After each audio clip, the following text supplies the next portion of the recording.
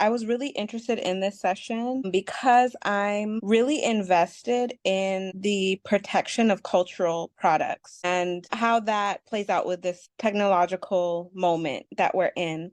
And Jeremiah, you said something at the beginning of the presentation around intellectual property is how we protect our culture.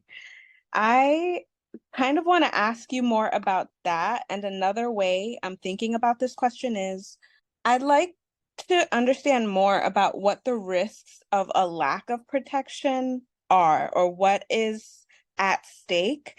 I think you've spoken really clearly to the legal implications, which are helpful. I wonder if you have some perspective also on the broader implications of having these types of assets unprotected. Yeah, thank you, Ruby, for that. You said that you're invested in protecting cultural products. And the last question you said was what's at stake? What's at stake for the lack of protection of IP assets and culture?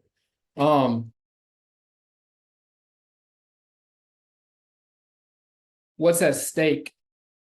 The lack of protection is lack of preservation of culture. What's at stake is not being able to own the creations of our mind, our own stories, in some cases, our own DNA. We've seen that in the Henrietta Lacks case. We may be seeing that what's happening with the sale of 23andMe for people that participated in that. So what's at stake is literally the codes to who we are as human beings, not being owned and controlled by us. Every single day when we go on a platform like Instagram, there's no value exchange given to us outside of the feeling that you might get when somebody likes a photo, or the ability to connect with friends, or the ability to be inspired by what's happening at the latest restaurant. That's a value exchange.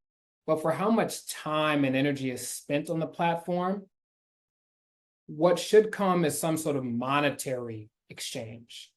Because that's not how that relationship was set up from inception when social media came around. Now we have the current relationship where platforms can use our content for a perpetual license worldwide, irrevocable, in perpetuity. Because as entrepreneurs or as creatives, we didn't push back. We weren't conscious that we were creating intellectual property assets, and we didn't have a strategy in place to be able to not only defend, but monetize it. And so that's definitely happening right now with AI. So the purpose of this call, and certainly my personal purpose and professional purpose, is to play a small role into making sure as many entrepreneurs push back against that trend. That's the only way that these already embedded structures in the relationship between individuals and companies, or the relationship between cultures and communities and companies, that's the only way that we're going to be able to change that relationship.